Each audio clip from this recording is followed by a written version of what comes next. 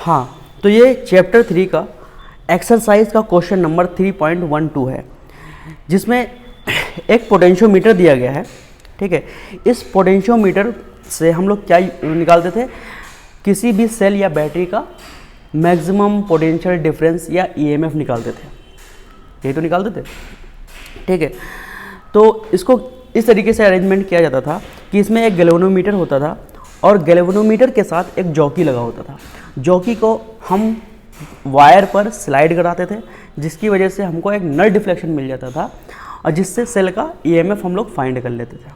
ठीक है, यही तो पोटेंशियोमीटर में पढ़ा था। अब देखो यहाँ पर ये फिगर केस 1 का देखो, केस 1 में क्या दिया हुआ है तुमको।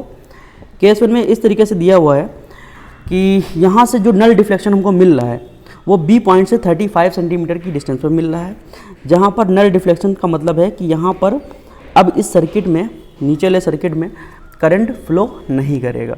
ठीक है, गैल्वेनोमीटर में जो डिफ्लेक्शन आएगा वो ज़ीरो आएगा। ठीक है, डिफ्लेक्शन होगा ही नहीं, यानी कि इसमें करंट फ्लो नहीं करेगा। इस पोजीशन पर हमारे जो सेल है, हमारे पास जो सेल है उसका जो ईएमएफ आया है वो आया है 1.25 वोल्ट। क्लियर है? ठीक, ये चीज़ क्लियर है। अब इसी सेल को हटा के अब यहाँ पर दूसरा सेल पुट किया गया है, केस 2 में देखोगे। ठीक है, तो यहाँ पर सेल जो पुट किया गया है, यहाँ पर अब लगाया गया है, तो वहाँ पर उसका अब डिफ्लेक्शन शिफ्ट करके कहाँ पर चला गया है, बी पॉइंट से 63 सेंटीमीटर की डिस्टेंस पर चला गया है। तो यहाँ पर नल डिफ्लेक्शन शो करता है, जहाँ की करंट यहाँ पर ज़ीरो हो जाएगा। ठीक है, तो यहाँ पर ये पूछा जा रहा है कि सेकेंड वाले जो सेल है, सेकेंड वाला जो सेल हमने लगाया है सर्किट में, उसका ईएमएफ कितना होगा ये निकाल के बताओ।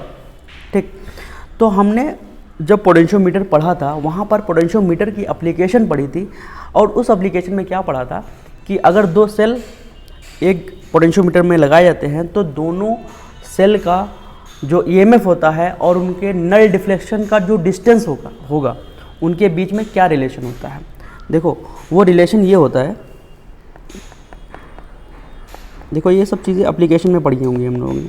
ठीक है, उनके बीच में जो रिलेशन होता है वो होता है E1/E2 = L1/L2। ठीक है, इस कॉन्सेप्ट का यूज़ करके हम E2 फाइंड कर लेंगे।